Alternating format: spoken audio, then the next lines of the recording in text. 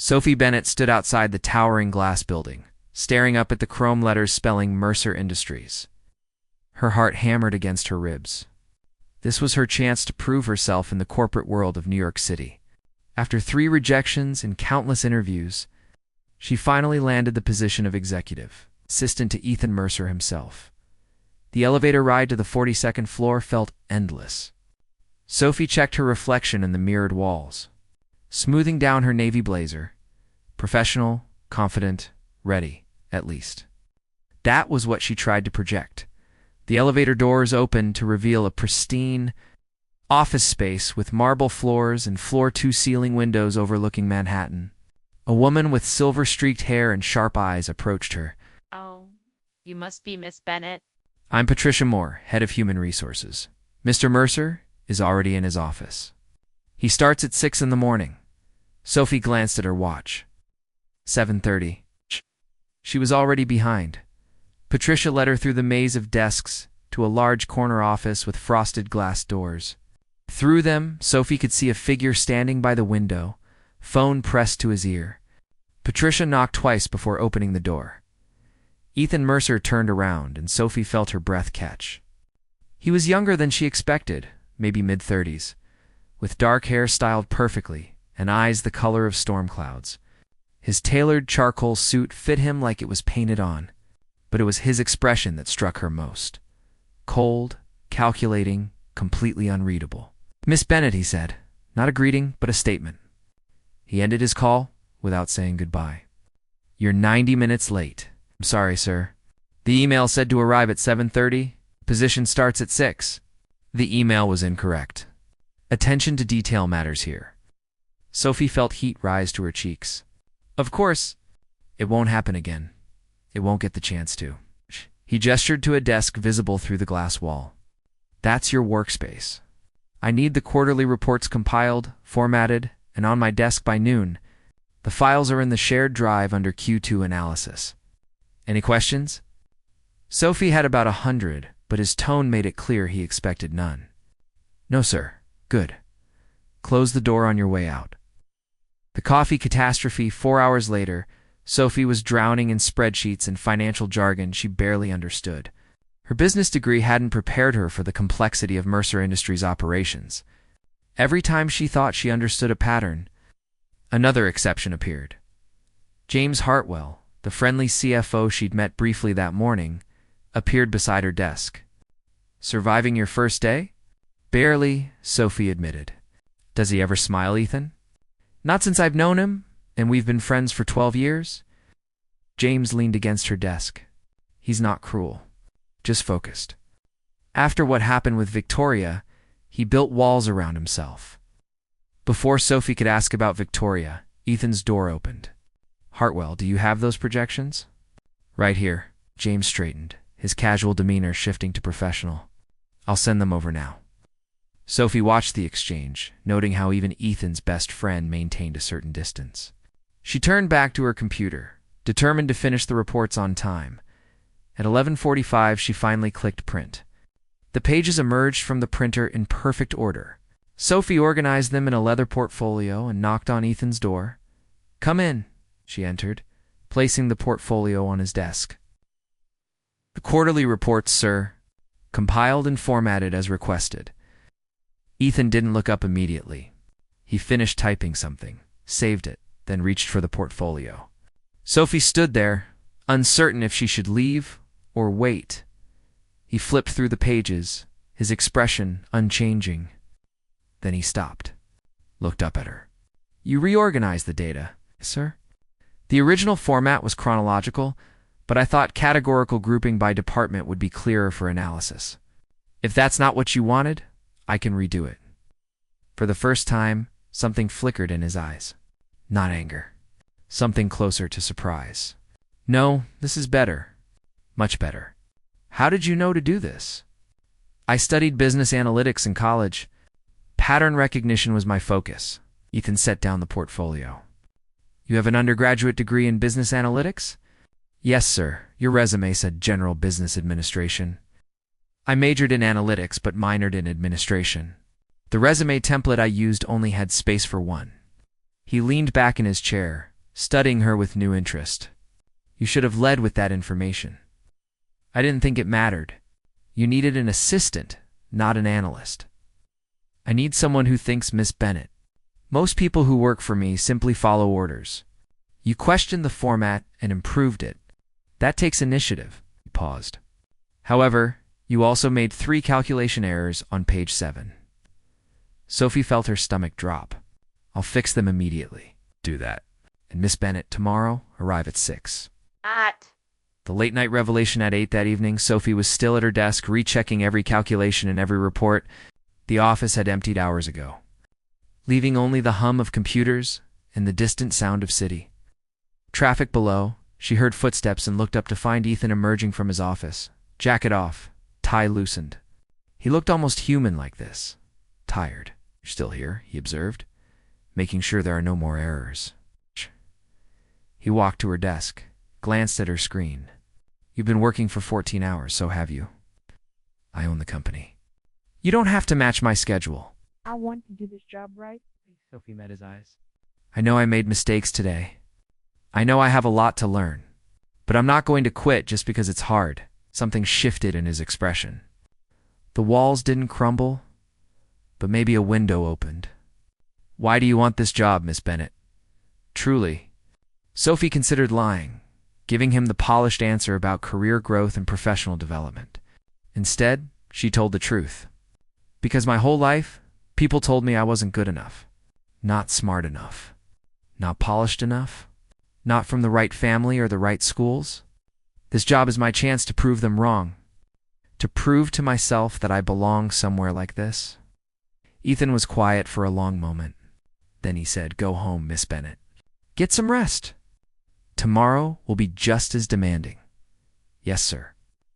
As she gathered her things, he added, And Miss Bennett, for what it's worth. You handled today better than the last 5 assistants I hired. They all quit by lunch. Out. Sophie smiled despite her exhaustion. I'm not like the last 5 assistants. No, Ethan said quietly, almost to himself. You're certainly not.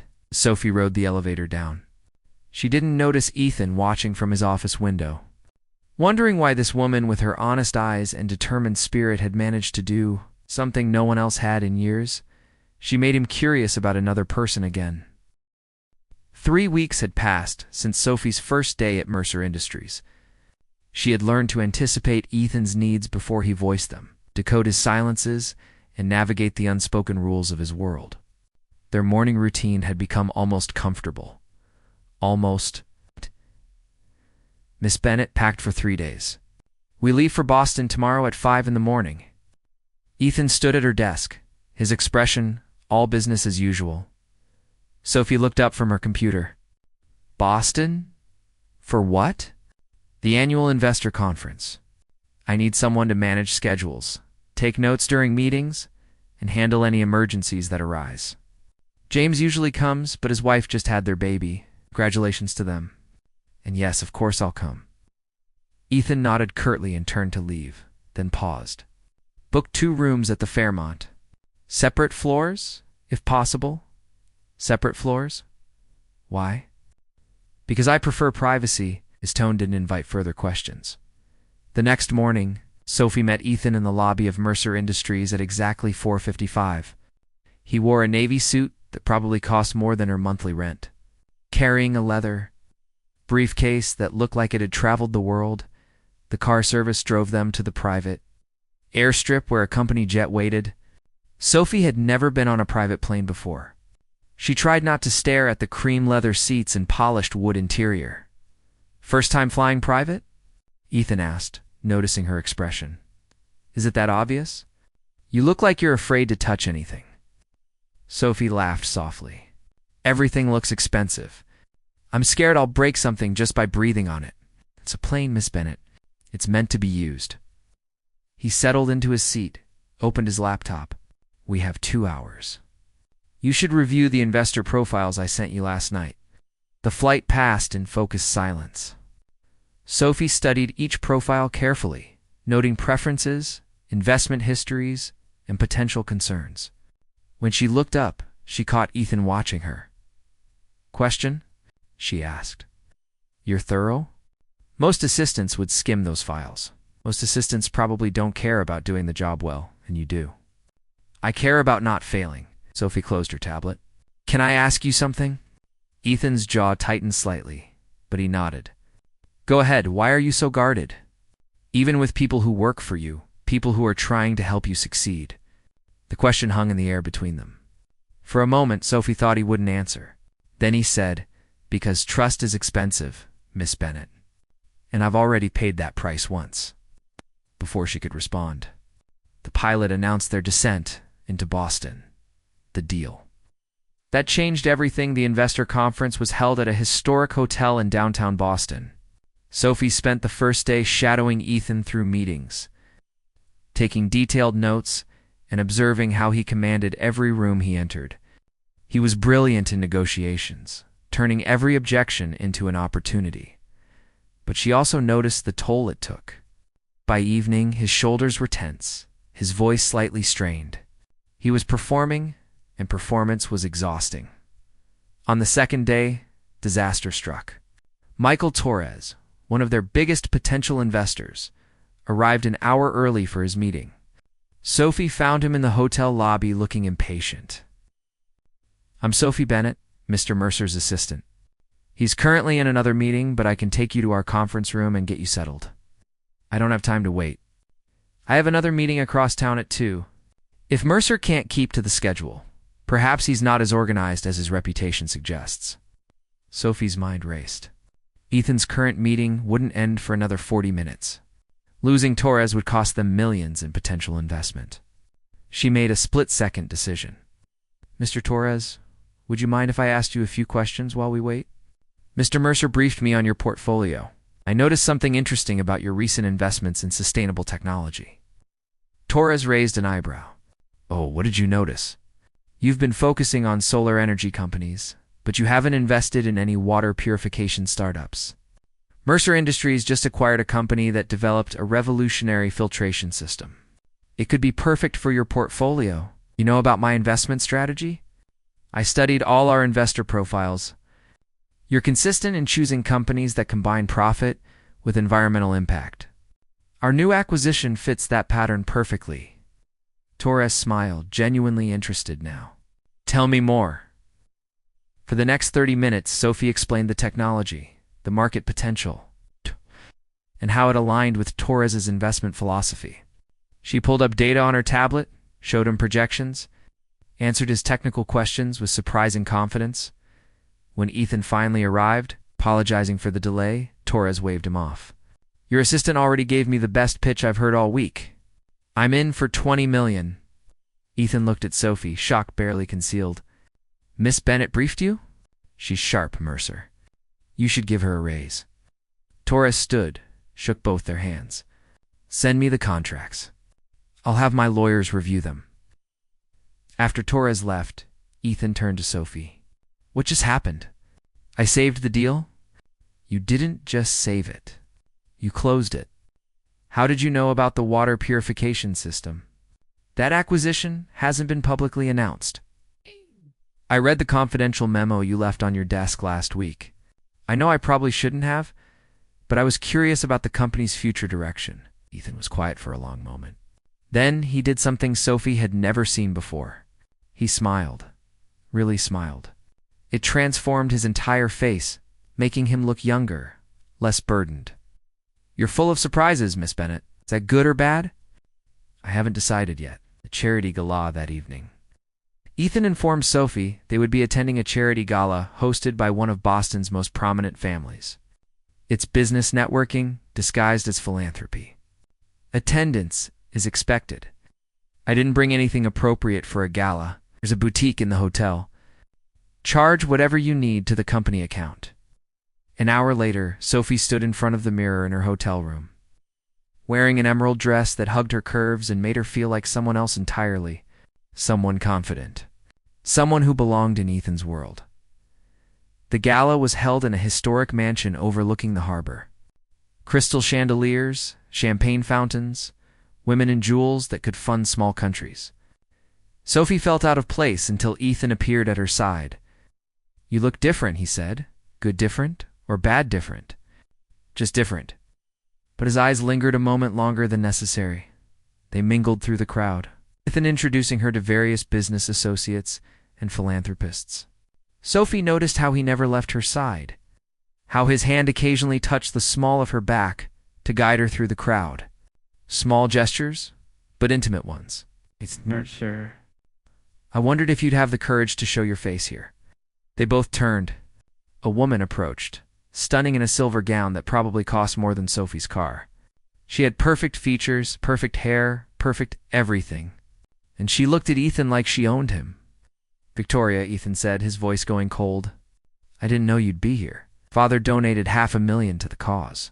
Of course I'm here. Victoria's eyes shifted to Sophie, assessing and dismissing her in one glance. And who is this? Sophie Bennett, my assistant. Assistant. Victoria's smile was sharp. How professional of you, Ethan. Bringing staff to social events? Sophie felt anger flash through her, but before she could speak, Ethan said, Miss Bennett is essential to my business operations. Her presence here is valuable. I'm sure it is. Victoria placed a hand on Ethan's arm. Too familiar, too possessive. We should talk.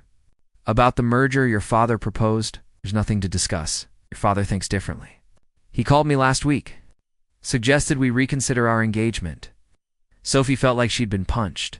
Engagement. This was the Victoria that James had mentioned. The one who broke Ethan. My father doesn't make my personal decisions, Ethan said firmly. But he makes your business decisions, doesn't he? And combining Mercer Industries with Ashford Holdings would be very good for business. You've always put business first, darling. That's why we worked so well together. Worked being the operative word. Past tense. Victoria leaned closer, lowering her voice but not enough that Sophie couldn't hear. I made one mistake, Ethan. One meaningless affair. Are you really going to throw away everything we built over one moment of weakness? You didn't build anything, Victoria. You were along for the ride. Ethan removed her hand from his arm. Excuse us. We have other people to speak with. He guided Sophie away, his hand firm on her back. They walked through the crowd onto a balcony overlooking the harbor. The night air was cool, carrying the salt smell of the ocean. I'm sorry you had to witness that, Ethan said quietly. You were engaged to her. For 2 years? I thought we wanted the same things. Turns out she wanted my name and my money. The actual person didn't matter to her. He gripped the balcony railing. I found her in bed with a business rival. She said it was strategic. A way to gain inside information about his company. That's horrible. That's business, according to Victoria. Everything was transactional, including love. Sophie moved closer to him. Not everything is transactional, Mr. Mercer. In my experience, everything has a price. Then your experience has been with the wrong people. Ethan turned to look at her. Really look at her. In the moonlight, with the city glittering behind them, something shifted between them. The air felt charged, heavy with words unsaid. Why are you different, Sophie Bennett? He asked, using her first name for the first time. Why do you make me want to believe that not everyone is playing an angle? Because I'm not playing anything. I'm just trying to be honest. Honesty is rare in my world. And maybe you need to expand your world. They stood there. Close enough that Sophie could feel the warmth radiating from him. Close enough that one small movement would close the distance entirely. Her heart hammered. His eyes darkened with something that looked like longing. We should go back inside, Ethan said finally, stepping back. People will notice we're gone. Would that be so terrible? Yes, because once people start noticing, they start talking. And I can't afford to have them talk about you. Why not? Because you work for me, Sophie. There are rules. Professional boundaries. Lines that shouldn't be crossed. And what if I want to cross those lines? Ethan's jaw clenched. Then you'd be making a mistake. I'm not good at relationships. I'm not good at trust. Victoria proved that. Anyone who gets close to me eventually regrets it. Maybe you've just been choosing the wrong people to let close. Before he could respond, someone called his name from inside. The moment shattered. Ethan straightened his jacket, put his mask back on. The vulnerable man on the balcony disappeared, replaced by the cold CEO she worked for. We should return to New York tomorrow. First flight out, Sophie nodded, understanding the dismissal. But as they walked back inside, she noticed he kept his hand on her back, protective and possessive. Even as he pretended nothing had changed between them, everything had changed. They both knew it, and that terrified them both. 2 weeks after Boston, the office felt different. Ethan was more distant than ever, barely speaking to Sophie beyond necessary instructions. She understood why. That moment on the balcony had revealed too much, crossed too many unspoken boundaries. But understanding didn't make it hurt less. Sophie was organizing files when James appeared at her desk, his usually cheerful expression replaced by concern. "Is Ethan in?" "Yes, but he asked not to be disturbed. He'll want to hear this." James knocked once and entered without waiting for permission. Through the glass, Sophie watched their conversation. James's gestures became animated, urgent. Ethan's posture went rigid. Something was very wrong. 10 minutes later, both men emerged. Ethan's face was pale beneath his tan. "Miss Bennett, call an emergency board meeting for tomorrow morning. Contact every board member personally. Tell them attendance is mandatory." His voice was clipped, controlled, but Sophie heard the stress underneath. "What's happened?" "Someone leaked confidential acquisition documents to our competitors. The deal we've been working on for 6 months is compromised. If we can't contain this, Mercer Industries loses everything." Sophie felt ice settle in her stomach. "How can I help?" "Start by figuring out who had access to those documents." For the next 18 hours, Sophie barely slept. She compiled lists, cross-referenced security logs, and reviewed every email chain related to the acquisition. The culprit had been careful, but not perfect. Small discrepancies appeared. Patterns emerged. At 3 in the morning, she found it. An IP address that didn't match any company device, accessing the confidential files 2 days before the leak. She traced it through the system, following digital breadcrumbs until she had a name. Thomas Brennan, Senior Acquisitions Manager. 20-year veteran of Mercer Industries, Sophie called Ethan immediately. He answered on the first ring, voice alert, despite the hour. "Did you find something?" "I found who did it." Thomas Brennan.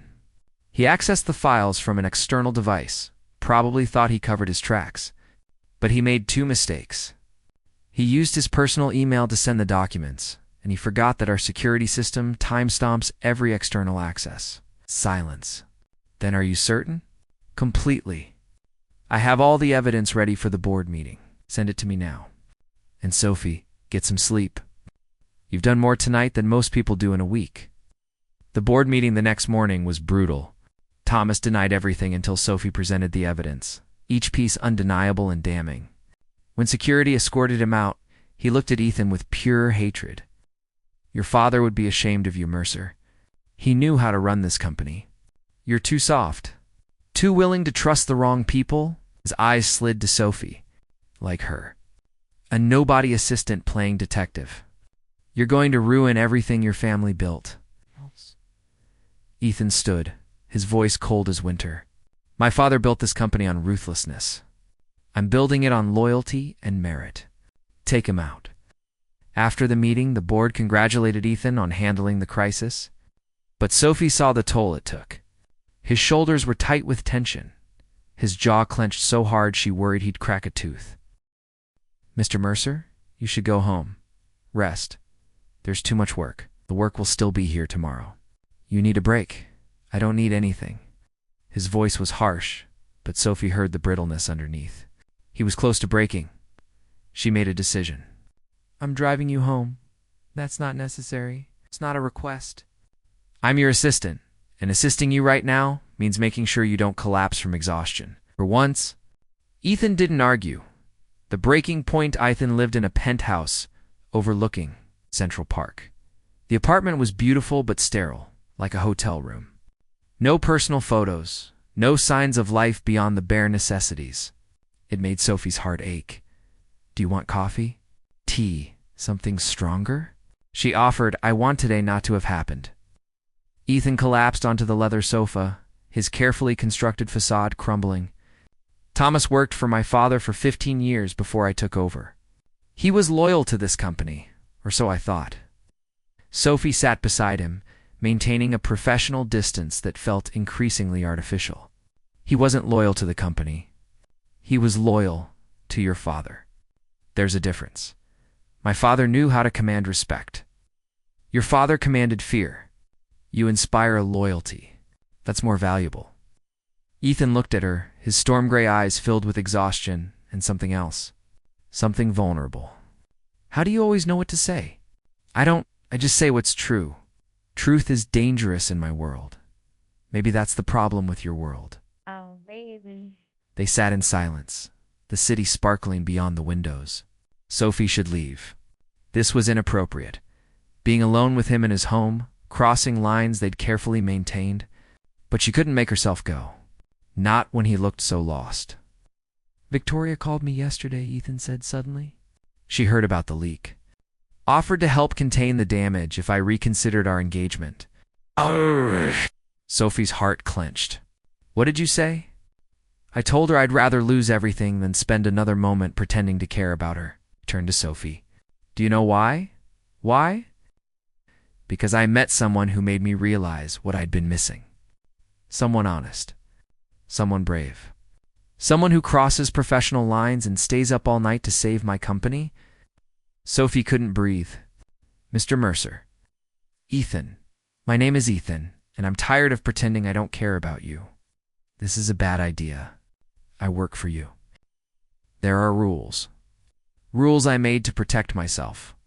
But you know what I've learned, Sophie? Walls don't protect you. They just make you lonely. He reached out, his hand trembling slightly, and touched her face. I'm so tired of being lonely. Sophie knew she should pull away. Should remind him of professional boundaries and power dynamics and all the reasons this was complicated. Instead, she leaned into his touch. I care about you too, she whispered. I've been trying not to, but I can't help it.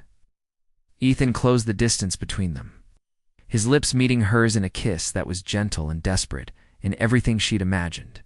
His hands tangled in her hair. She gripped his shirt, pulling him closer. When they finally broke apart, both breathing hard, Ethan pressed his forehead to hers. This changes everything. I know. People will talk. The board might object. My father will definitely object. Do you care? Not even a little bit. They kissed again, softer this time, taking their time exploring what they'd denied themselves for weeks. When Ethan pulled her onto his lap, Sophie went willingly, finally allowing herself to want him without guilt or hesitation. The accident the next 2 weeks were blissful and terrifying. They kept their relationship secret at work, maintaining professional distance during office hours and finding each other afterward. Stolen moments in his office after everyone left, quiet dinners at restaurants where no one knew them. Mornings waking up together before the city stirred. Sophie had never been happier, or more scared. We need to tell people eventually, she said one morning, tracing patterns on his chest as sunlight streamed through his bedroom windows. I know. I'm just figuring out how to tell my father without him having a stroke. Robert Mercer had been calling Ethan daily, pressuring him about Victoria, about business decisions, about his future. Ethan had been avoiding him, but avoidance couldn't last forever. Maybe I should meet him, Sophie suggested. Show him I'm not some gold digger trying to trap you. You don't understand my father. He won't care about who you are. He'll only care about what you're not. Not wealthy. Not connected. Not from his world. Then he'll have to adjust his expectations. Ethan kissed her forehead. I love your optimism. It's adorable and completely naive. That afternoon, Sophie was crossing Fifth Avenue, her mind on the presentation she needed to finish before tomorrow's client meeting. She didn't notice the delivery truck running the red light until it was too late. The impact sent her flying. Pain exploded through her body. The world went sideways, then dark. She woke in a hospital room, fluorescent lights too bright, beeping machines too loud. Her leg was in a cast. Her ribs screamed with every breath. Sophie. Ethan was there, gripping her hand, looking destroyed. Thank God you've been unconscious for 6 hours. What happened? A truck hit you. Broken leg, 3 cracked ribs, concussion. The doctors say you'll recover fully, but Sophie, when I got the call, his voice cracked. I thought I'd lost you. I'm okay. I'm here. You're not okay. You're hurt because I let you walk alone in Manhattan. I should have sent a car. Should have insisted you take the company driver. Ethan, it was an accident. Not your fault. But she saw the guilt in his eyes, the fear. He'd lost control of the situation, and control was everything to him. Her hospital room quickly filled. James brought flowers. Claire flew in from Ohio, hugging Sophie and crying. Even Patricia from HR stopped by with a fruit basket. Robert Mercer arrived on the 3rd day. Sophie was dozing when she heard his voice in the hallway, commanding and cold. Where is my son? Ethan stepped out of her room, closing the door behind him. But voices carried. Father, this isn't the time. This is exactly the time. That girl in there has disrupted your entire life. First, the business crisis. Now this. She's a liability, Ethan. Her name is Sophie, and she's the reason we survived the business crisis. She's the reason I want to wake up in the morning. You're 34 years old, acting like a lovesick teenager. Victoria called me. Said you've been cold to her, refusing her calls. Do you know what her father could do for our company? I don't care. You should care. This company is your legacy, your responsibility. You can't jeopardize it for some assistant you barely know. I know her better than I ever knew Victoria. And I love her. Silence. Sophie's heart hammered so hard she thought her ribs might crack further. Ethan loved her. He'd said it out loud to his father without hesitation. Love, Robert finally said, disgust dripping from the word. Love doesn't pay for mergers. Love doesn't secure your position. You're making the same mistake your mother made, choosing emotion over logic. Maybe I am, but at least I'll be happy. Happiness is overrated. Success is what matters. Then I guess we want different things. Sophie heard footsteps, the elevator dinging. Ethan returned to her room, his face drawn but determined. You heard, he said. Not a question. Did you mean it? Every word. He sat on the edge of her bed, careful not to jostle her injuries. I love you, Sophie Bennett. I love your honesty and your courage and the way you reorganize my files even though I never ask you to. I love that you make me want to be better than my father taught me to be. Tears slipped down Sophie's cheeks. I love you too. Even though you're bossy and emotionally stunted and drink terrible green tea? Ethan laughed, the sound surprised out of him. Emotionally stunted. You're getting better, though. I'm a good influence. The best influence. He kissed her softly, mindful of her injuries. When you're healed, I'm taking you away from here. Somewhere quiet? Somewhere we can be ourselves without my father's judgment or office politics. That sounds perfect. The new beginning 6 weeks later. Sophie stood on the terrace of a cottage in the Berkshires, watching autumn leaves drift across the lake. Her leg had healed. Her ribs had mended.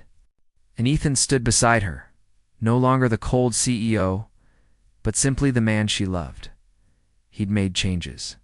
Stepped back from some of his father's more ruthless business practices, promoted people based on merit, not connections. Started leaving the office at reasonable hours. Robert had threatened to remove him as CEO. The board had voted unanimously to keep Ethan and offer Robert a generous retirement package. Even Victoria had finally stopped calling after Ethan publicly announced his relationship with Sophie at the annual charity gala. What are you thinking? Ethan asked, wrapping his arms around her from behind. I almost missed this. I almost let fear and rules keep me from the best thing that ever happened to me. Me, same. I spent so long building walls that I almost didn't see you standing right in front of them. Sophie turned in his arms. So what now? Now we break the rules together. He pulled out a small velvet box. Starting with this one. You're supposed to date someone for at least a year before proposing. But I don't want to wait. I don't want to follow anyone's timeline but ours. Sophie Bennett, will you marry me? Sophie laughed through tears, the sound echoing across the lake. You're supposed to get down on one knee. I don't do things traditionally, remember? Then yes. Yes, I'll marry you, even though you're breaking proposal rules. Ethan slid the ring on her finger, kissed her like she was air and he'd been drowning. In the distance, the city they'd left behind hummed with its endless ambitions. But here, in this quiet place, they'd found something more valuable than success or status. They'd found each other. And that was worth breaking every rule for.